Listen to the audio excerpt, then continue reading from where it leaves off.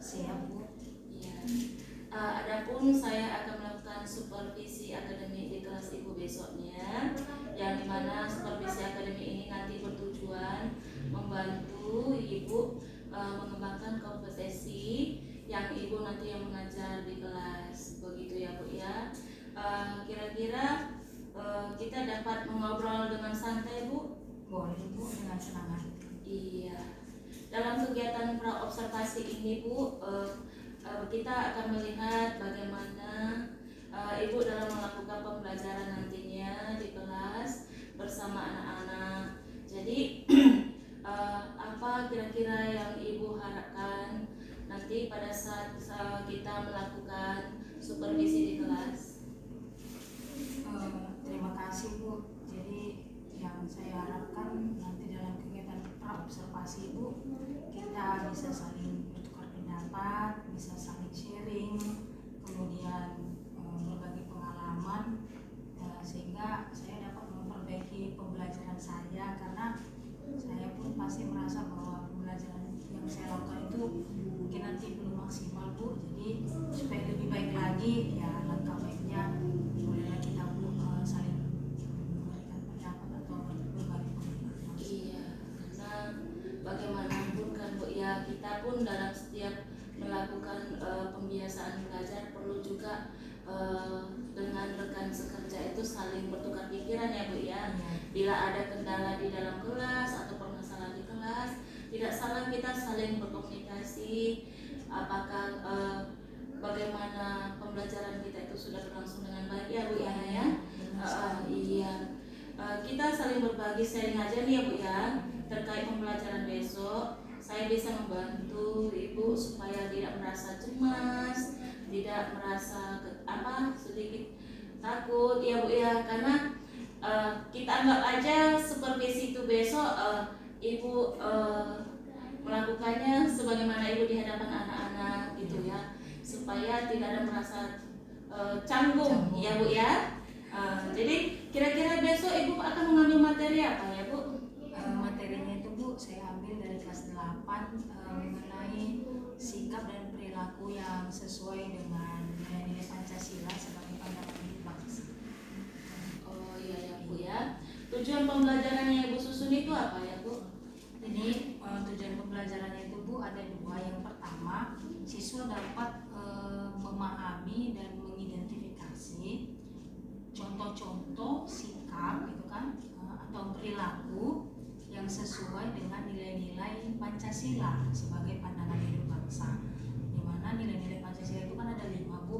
Ada nilai ketuhanan, kemanusiaan, persatuan, nilai musyawarah dan keadilan. Jadi nanti di sini siswa saya harapkan mereka dapat membedakan contoh-contoh sikap yang sesuai dengan nilai ketuhanan, nilai kemanusiaan, sehingga dalam kehidupan sehari-hari mereka dapat melakukannya di lingkungan sekolah ataupun di lingkungan keluarga dan masyarakat. Nah, yang kedua, Bu, tujuannya di sini nanti akan ada kegiatan drama atau role play. Ya, mungkin kalau nanti pada saat pembelajaran tidak memungkinkan waktunya, akan dilanjutkan di pertemuan berikutnya. Hanya saja nanti pada waktu saya melakukan kegiatan pembelajaran, di situ saya akan memberitahukan bagaimana tahap melakukan role play atau bermain peran secara berkelompok. Nah, itulah Bu tujuannya. Oke lah. Berarti sangat menggambarkan di sini bahwa anak memang betul-betul dalam hal itu memang melakukan itu berfokus kepada anak ya Bu ya. Oke. Nah, jadi untuk besok apa saja ya? Mungkin bisa Ibu ceritakan persiapan yang Ibu sudah lakukan sehingga besok pelaksanaannya itu bisa berjalan dengan baik. Oke, Bu. Jadi persiapannya, Bu, saya sudah menyediakan video pembelajaran, di mana dalam video itu ada contoh-contoh perilaku nilai-nilai Pancasila yang sesuai dengan pandangan hidup.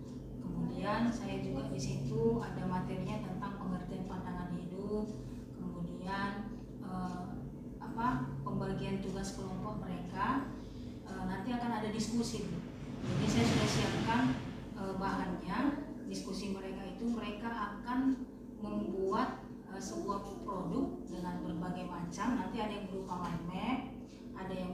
presentasi, ada yang berupa gambar, dan itu akan mereka sampaikan di depan kelas secara berkelompok. Nah, contoh-contoh ini nanti kemudian di hasil akhirnya akan dipajang secara bersamaan dan akan terlihat beberapa karya dari anak-anak yang berbeda, kan begitu Bu. Karena kan pasti ada anak yang pintar melukis, ada anak yang pintar untuk merangkai kata-kata seperti itu Bu. Jadi saya sudah siapkan mulai dari alat dan bahannya seperti kertas karton, kemudian infokus, laptop dan sebagainya. Tentunya ya Bu ya, dalam pembelajaran itu pasti kita ada temukan permasalahan ya dalam penjabaran materi yang mungkin akan diberikan kepada anak. Kira-kira bagaimana ya cara Ibu mengatasi materi itu supaya sampai kepada anak dengan baik? Cara saya mengatasinya Bu, pertama sekali saya akan melakukan ice breaking dulu untuk untuk melihat kesiapan belajarnya, kan begitu. Kemudian saya melakukan teknik stop Bu, sehingga mereka lebih fokus nantinya untuk bisa memahami materi yang akan saya sampaikan seperti itu Bu. Jadi sebelum memulai pembelajaran tidak langsung ke materi Bu. Ada beberapa kegiatan yang akan membangkitkan semangat belajar serta fokus anak-anak atau minatnya gitulah dalam pembelajaran. Itu yang saya lakukan. Untuk mengatasi tadi permasalahan itu tadi sudah Ibu jelaskan. Mungkin ada poin-poin strategi pembelajaran yang akan Ibu tampilkan untuk supervisi besok yang menambah anak-anak dalam pembelajaran itu tambah semangat. Bisa Ibu beritahukan kepada saya gitu Bu? Strategi lainnya itu Bu, tambahannya saya akan menggunakan lagu-lagu nasional, tapi lagu-lagu nasional ini yang memang betul-betul bisa memicu semangat mereka. Kemudian strategi lainnya, ketika mereka mengerjakan tugas kelompok, saya akan mendampingi ke tiap-tiap kelompok, melihat cara kerja mereka apakah sudah sesuai dengan yang ditentukan, kan begitu. Kalau belum, ya saya melakukan bimbingan secara berkelompok gitu.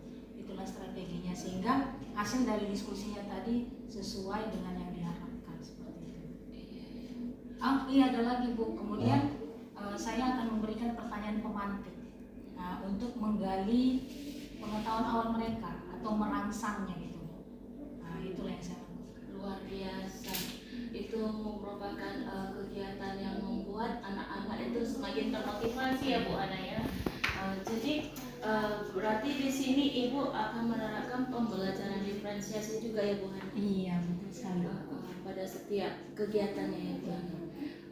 Bisa Ibu terangkan pembelajaran diferensiasinya nanti di mana pada setiap kegiatannya Bu Ana?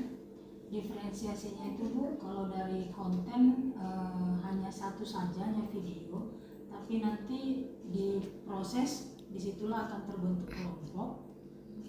Mereka akan terbentuk dari kelompok yang terdiri dari anak-anak yang memang dia bidangnya itu melukis. Kemudian ada anak-anak yang bidangnya itu dia bisa menuliskan cerita gitu. Kemudian ada juga anak-anak yang pintar membuat gambar atau bagan seperti itu. Jadi saya sudah bagi mereka berkelompok seperti itu. Itulah rencana saya nanti Bu. Kemudian setelah itu diferensiasi produk lah, hasil dari kelompoknya. Seperti yang saya katakan tadi, ada yang berupa gambar, ada yang berupa presentasi, ada yang berupa main. Seperti itulah Bu. Iya, bagus sekali ya Bu ya. Jadi Ibu sudah nanti menyiapkan berarti nanti media pembelajaran, berarti Ibu juga menyiapkan LKPD ya Bu ya, supaya pada saat pembelajaran nanti media itu mampu merangsang anak-anak untuk lebih apalagi aktif ya Bu ya, karena kita ketahui kan dalam pembelajaran ini ya banyak sekali anak-anak kita ini yang mungkin kita rasa kok tidak aktif gitu, ada apa gitu, permasalahannya di mana gitu. Terkadang secara visual, audio dia tuh tidak terangsang untuk belajar, kan begitu ya Bu Ana. Jadi memang saya lihat tadi cara itu tadi pertama sekali Ibu nyatakan tadi Ibu akan buat secara stop, terus itu ice breaking.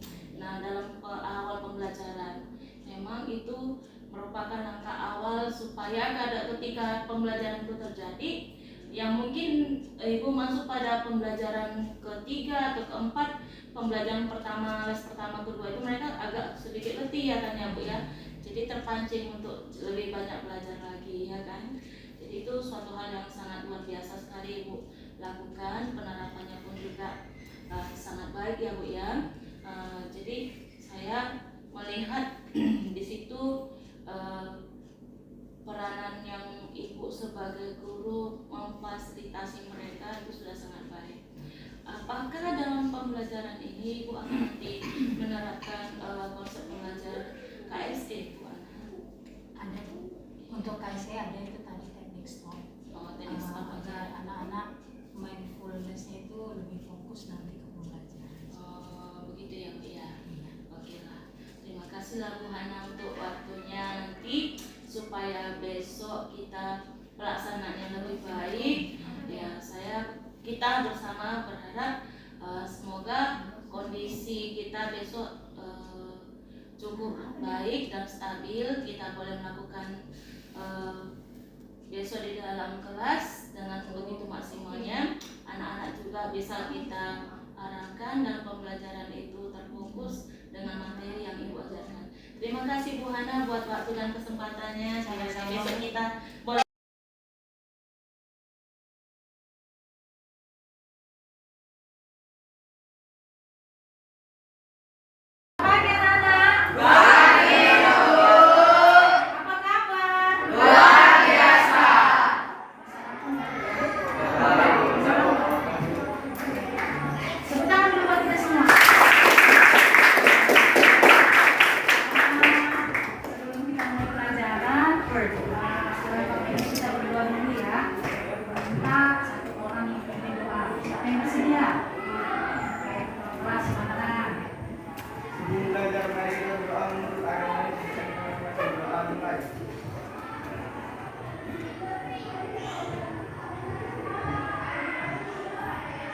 selesai.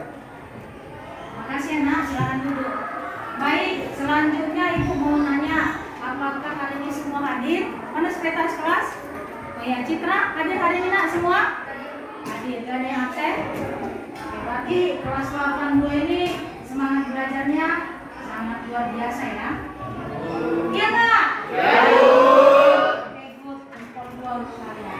Baiklah, sebelum kita mulai pembelajaran, Ibu mau berikan ice breaking dulu supaya kita lebih semangat ya. Nanti ice breakingnya ini berupa lagu dan gerakan. Jadi kalau boleh, kalian juga nyanyikan lagunya dan ikuti gerakannya ya. Semua Ibu minta untuk bangkit berdiri.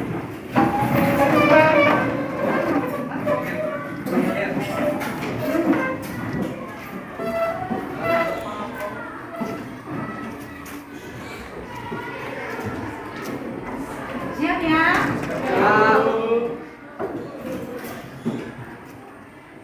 Buka tutup, bertepuk tangan. Buka tutup, tangan digenggam ekor. Buka tutup, tangan di bahu ekor. Buka tutup, bertepuk tangan. Digulung-gulung, sambil tertawa, ha-ha. Digulung-gulung, sambil menangis, digulung-gulung, sambil teriak, ha. Digulung-gulung, jadilah malu. Oke, sekali lagi.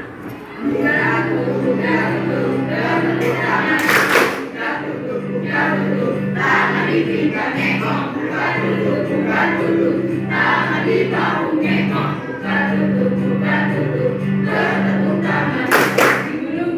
Digulung-gulung, sambil tertawa, ha-ha. Digulung-gulung, sambil menangis, digulung-gulung,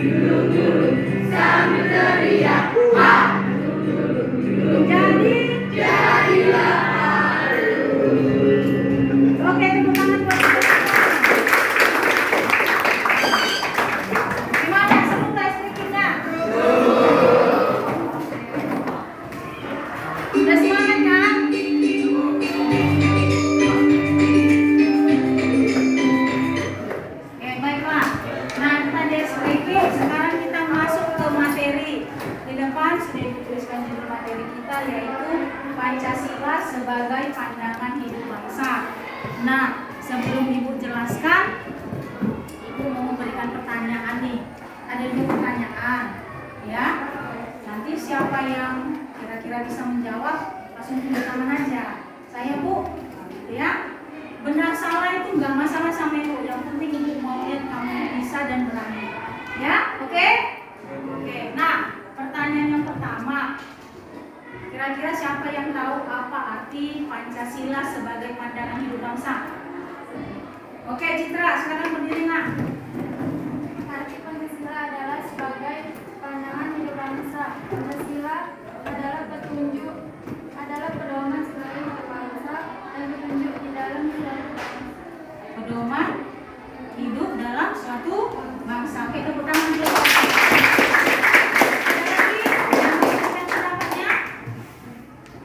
Ada lagi itu untuk pertanyaan pertama ya. Oke, ada lagi? Tidak ada?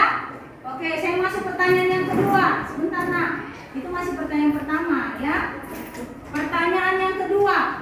Apa peran Pancasila sebagai pandangan hidup bangsa atau fungsinya? Ya, silakan. Rangki. Pancasila sebagai pandangan hidup bangsa adalah Pancasila menjadi petunjuk untuk menyelesaikan segala permasalahan yang ada dalam suatu bangsa. Pancasila dijadikan sebagai petunjuk untuk menyelesaikan masalah yang ada dalam suatu bangsa. Iya, betul. Tepuk tangan dulu. Ingat ya, Pancasila sebagai pandangan hidup itu artinya sebagai petunjuk hidup. Ya, petunjuk berarti yang memberikan arah, kan? Ya kan?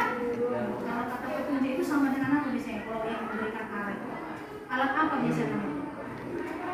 Kompas ya. Jadi dia selalu memberikan arah yang benar dan baik ya. Iya kan? Kompas tidak pernah memberikan arah yang salah. Begitu juga halnya dengan Pancasila. Ya, Pancasila itu merupakan petunjuk hidup dalam kehidupan bangsa kita. Makanya Pancasila tidak akan tergantikan dan tidak bisa dirubah. Ya, ingat itu ya, Nak. Ingat, Pancasila itu tidak akan pernah tergantikan dan tidak akan pernah berubah. Ya, selain sebagai pandangan hidup banyak lagi kan, ada sebagai dasar negara, ya kan? Ada sebagai cita-cita negara. Nah, tapi untuk kali ini kita membahas tentang pandangan hidup. Baik, karena tadi anak-anak ibu sudah bisa menjawab pertanyaan ibu dengan baik. Nah, selanjutnya ibu akan menayangkan video tentang contoh-contoh perilaku atau sikap yang sesuai dengan nilai-nilai Pancasila sebagai pandangan hidup. Ya, nanti kalian simak video ini karena setelah tayangan video ini kalian akan berdiskusi secara kelompok. Ya, menuliskan contoh-contoh sikap dan perilaku yang sesuai dengan nilai-nilai Pancasila. Nanti ada yang berbentuk presentasi, ada yang berbentuk mind map, ada yang berupa gambar. Tapi yang ibu minta sekarang, kalian fokuslah nanti menonton videonya atau menyaksikan videonya. Ya.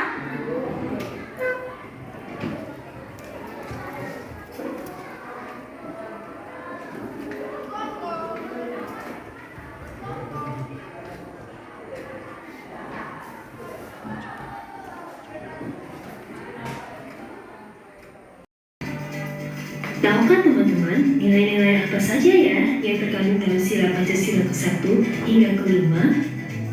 Sebagai warga negara Indonesia, kita memiliki kewajiban untuk memahami nilai Pancasila sebagai dasar negara dan ideologi negara. Tapi tak hanya itu, kita juga wajib untuk menerapkannya dalam kehidupan sehari-hari. Berikut ini adalah contoh perilaku dan sikap yang sesuai dengan nilai-nilai Pancasila ke-1 hingga ke-5. Yuk kita simak. Sebelum lanjut videonya, subscribe dulu channel ini dan nyalakan lonceng notifikasinya ya. Nilai-nilai sila ke-1, ketuhanan. Maksud dari nilai ketuhanan yang ada di sila pertama adalah Indonesia itu negara beragama. Jadi, setiap rakyat Indonesia memiliki agama yang dipercaya. pertama dengan cara melakukan beberapa hal. Contohnya, beribadah sesuai dengan kepercayaan yang dianut, menghargai orang lain yang agamanya berbeda dengan kita, dan juga tolong-menolong meski memiliki agama yang berbeda. Nilai-nilai sila kedua, kemanusiaan. Maksud dari nilai kemanusiaan ini adalah kita harus bersikap adil dan manusiawi kepada setiap orang, meskipun orang itu memiliki perbedaan dengan kita. Kita bisa menerapkan sila kedua dengan melakukan hal-hal di bawah ini, yaitu tidak membeda-bedakan orang yang ada di sekitar kita, saling membantu, misalnya melakukan kerja bakti atau memberi bantuan pada korban bencana alam. Nilai-nilai sila ketiga, persatuan. Maksud dari nilai persatuan adalah kita sebagai rakyat Indonesia harus bersatu, tidak boleh terpecah belah hanya karena perbedaan. Sila ketiga ini bisa kita terapkan dalam kehidupan sehari-hari dengan melakukan hal-hal ini. Mencintai negara Indonesia dengan cara menjaga warisan budaya yang ada, menjaga hubungan baik dengan teman-teman satu negara meski beda suku, agama, dan bahasa. Nilai-nilai sila keempat, kerakyatan. Maksud dari nilai kerakyatan ini adalah negara kita mengutamakan rakyat. Jadi, rakyat Indonesia harus diutamakan. Kita bisa menerapkan sila keempat dengan melakukan beberapa hal. Misalnya, menyelesaikan masalah dengan musyawarah, tidak memaksakan kehendak kita saat bermusyawarah, menerima hasil musyawarah dengan lapang dada. Nilai-nilai sila kelima, keadilan. Nilai keadilan ada pada sila kelima. Maksud dari nilai keadilan ini adalah kita semua harus bisa bersikap adil terhadap semua orang. Tidak boleh membeda-bedakan orang. Sila kelima ini bisa kita terapkan dalam kehidupan sehari-hari dengan cara melakukan bersikap adil kepada semua orang yang ada di sekitar kita, menjalankan kewajiban kita, dan menghormati hak orang lain. Apakah teman-teman dapat menambah contoh perilaku dan sikap apa lagi yang sesuai dengan nilai-nilai Pancasila? Teman-teman, jangan lupa kunjungi website untuk anak ya, bobo.id. Like, comment, share, dan subscribe juga ke channel Bobo yuk!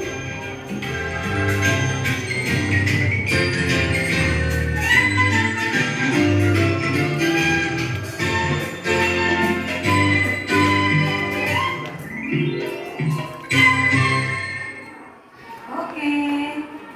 Nah, udah jelas ya nak?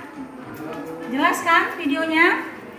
Jelas ya, cukup jelas lah, ada contohnya, ada penjelasannya ya kan. Nah, sekarang ibu berikan tugas secara berkelompok ya, bebas kalian mau menentukan bentuk tugasnya itu seperti apa. Mau berupa presentasi boleh. Kalau presentasi itu gimana bu? Kalian tuliskan di karton contoh-contoh perilaku yang sesuai dengan nilai Pancasila seperti tadi. Nilai persatuan, nilai ketuhanan, contohnya apa? Tuliskan 2 aja ya. Ada juga yang bisa berupa gambar ya, bisa juga berupa mind map. Mind map itu seperti apa bu? Dia seperti bagan, nanti judul di atas buat dia bagan, bisa ke kanan, bisa ke kiri, bisa ke bawah.